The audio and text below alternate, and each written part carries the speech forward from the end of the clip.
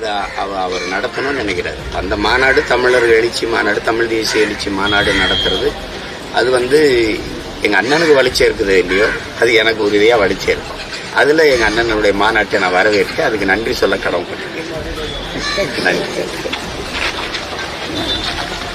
இன்னைக்கு வந்திருக்கா இருக்குது. இந்த போராட்டங்களை திணிக்கிறது யாரு? போராட்டங்களை இந்த மக்களுக்கு இவங்க 2 பேருக்கும் கையளிச்சது யாரு? அரசு தானே.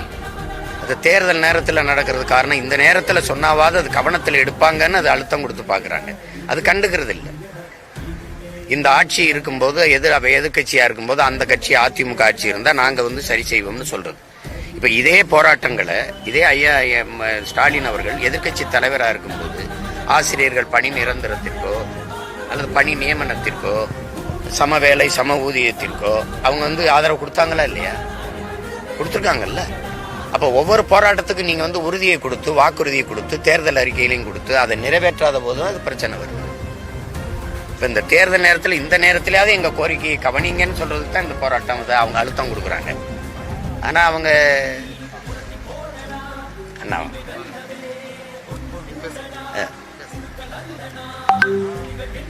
அதனால அவங்களுடைய கோரிக்கை எப்பவுமே ஒரு நாட்டில் போராடுகிற மக்களை உடனடியாக அவங்க பிரச்சனை என்ன உங்க கோரிக்கை என்னன்னு கேட்டு அதை ஒரு நிறைவேற்றம் கொஞ்சம் காலம் கொடுங்க அப்படியா எதையாவது பேசியிருக்கணும். ஒரு ஆறுதலா ஒண்ணுமே சொல்லாம 10 நாள் பெண்கள்லாம் குழந்தைகளை வீட்டில் விட்டுட்டு கணவன் பிள்ளைகளை எல்லாம் எல்லாத்தையும் விட்டுட்டு சாப்பிடாம வைக்காம ஒரு அடிப்படை கழிவறை வசதி கூட இல்லாம ஒரு மேற்கூரை போடக்கூடாதுன்ட்டீங்க, ஒளி வாங்கி வைக்கக்கூடாதுன்ட்டீங்க. நீங்க சொன்ன எல்லாத்துக்கும் கட்டுப்பட்டு நிக்கிற அந்த மக்களுக்கு காலையில கூட வச்சு மறுபடி கூட்டி கொண்டு எங்கேயாவது அடைச்சிருங்க, அப்புறம் மறுபடி கூடுறாங்க.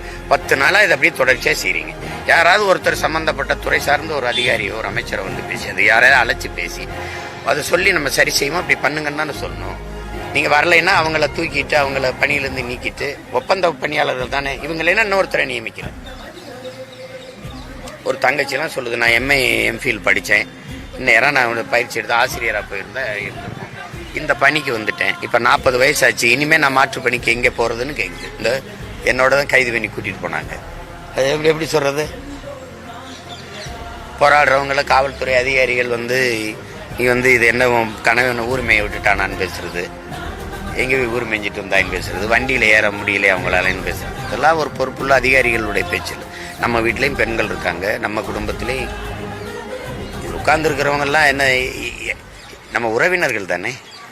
வேற்று கிரகத்திலேருந்து ஒருத்தரையும் கொண்டாந்து இறக்கலையே. அது நல்ல அணுகுமுறையா இல்லை. அது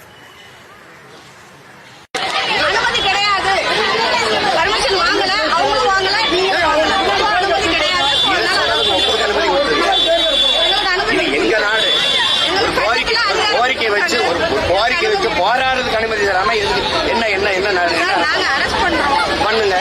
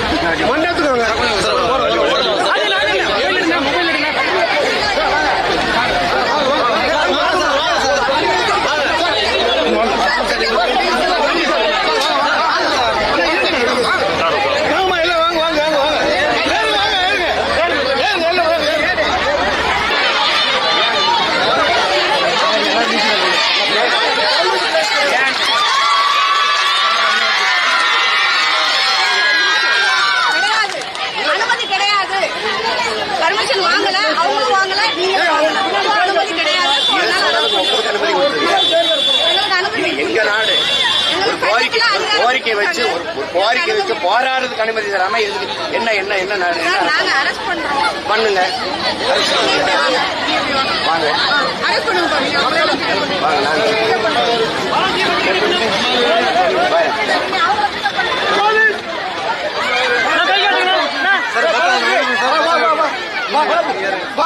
வாங்க வாங்க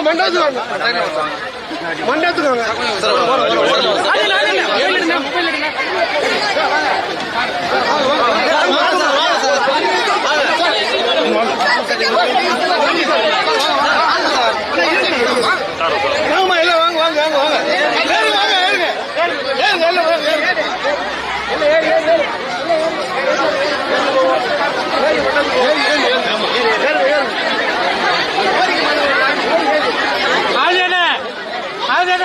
ஜன்னல் தர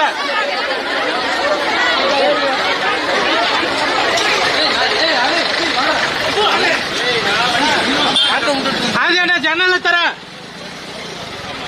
கொஞ்சம் கொஞ்சம் ஜன்னல் அண்ணா